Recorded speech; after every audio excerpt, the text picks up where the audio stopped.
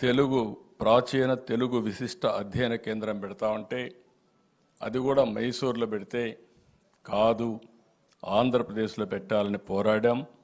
దాన్ని ఈరోజు నెల్లూరు జిల్లాలో వెంకటాచలం ప్రాంతానికి అధ్యయన కేంద్రం కూడా మార్పిచ్చే ప్రయత్నం ఆ రోజు చేశాం.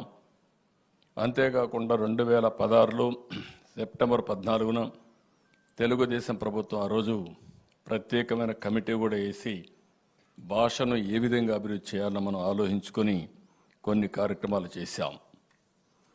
అయితే దురదృష్టం ఇటీవల కాలంలో 5 సంవత్సరాలు ఒక ప్రభుత్వం వచ్చింది. ఏ ప్రభుత్వం అని చెప్పను. ఆ ప్రభుత్వం వస్తానే మాకే ఆశ్చర్యం వేస్తుంది. కొత్తగా వాళ్ళకే ఇంగ్లీషు తెలిసినట్టు, మనకెవరికీ తెలియనట్టు, కాబట్టి ఇంగ్లీష్ నేర్చుకుంటేనే జీవితం ఉన్నట్టు మాట్లాడే పరిస్థితికి వస్తే నాకు చాలా ఆశ్చర్యం వేసింది. ఎవరైనా మాట్లాడితే విరుచుకుపడిపోయే పరిస్థితికి వచ్చారు. ఈరోజు మీరు ఒక్క విషయం గుర్తుపెట్టుకోవాలి. అమెరికాలో భారతీయుల యొక్క తలసరి ఆదాయం $1,19,000. అది కూడా 18వ సంవత్సరం.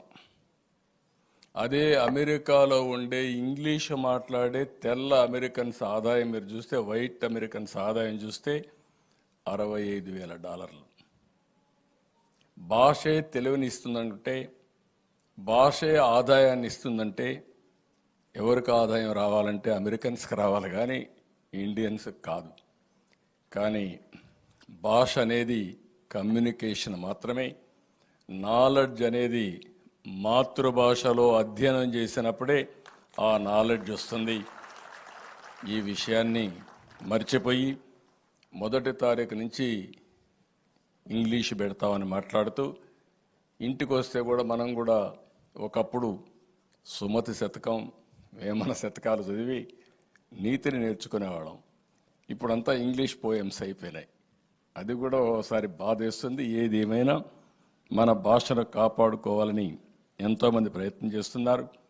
నేను, పవన్ కళ్యాణ్ గారు, ఇక్కడుండే నాయకులందరూ హామీ ఇస్తున్నాం, భాషను కాపాడతాం, దీంట్లో అనుమానమే అక్కర్లేదు. అదే సమయంలో జీతం కోసం ఇంగ్లీష్ నేర్పిస్తాం, జీవితం కోసం తెలుగుని ముందుకు తీసుకెళ్తాం. దీంట్లో కూడా ఎవ్వరికి అనుమానం అవసరం లేదు. ఇది చేస్తాం. ఈరోజు మీరు చూస్తే తెలుగులో మాట్లాడే మనం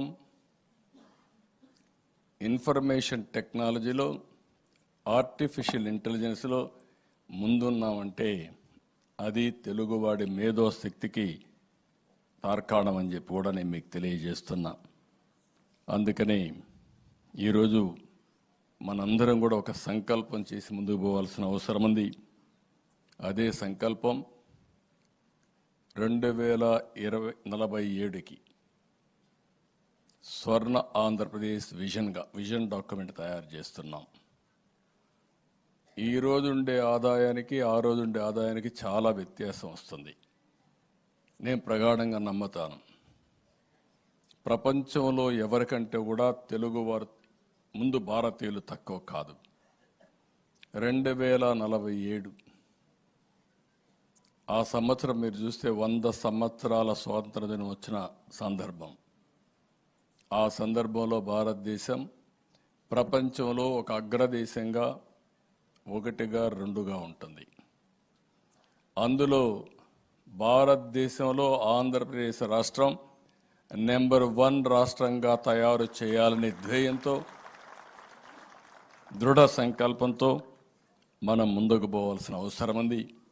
ఇది నాలెడ్జ్ ఎకానమీలో ఇవన్నీ సాధ్యమని చెప్పి కూడా నేను మీకు తెలియజేస్తున్నా. అందుకని పేదరిక నిర్మూలన, ఆర్థిక అసమానత తగ్గించడం, ఇవన్నీ మనం చేసుకోవాల్సిన అవసరం ఉంది.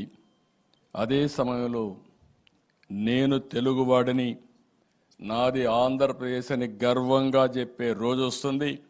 అందుకే అమరావతి మా రాజధానిని చెప్పాలనే ఉద్దేశంతోనే ప్రపంచం గర్వపడే విధంగా, రాబోయే తరాలకు కూడా ఆదర్శంగా ఉండే విధంగా మన రాజధాని కూడా వస్తుందని చెప్పి మీ అందరికీ నేను తెలియజేస్తున్నా. ఇప్పుడే ఉప ముఖ్యమంత్రి గారు ఒకటి రెండు విషయాలు చెప్పారు. ఒకటి, ఏదైతే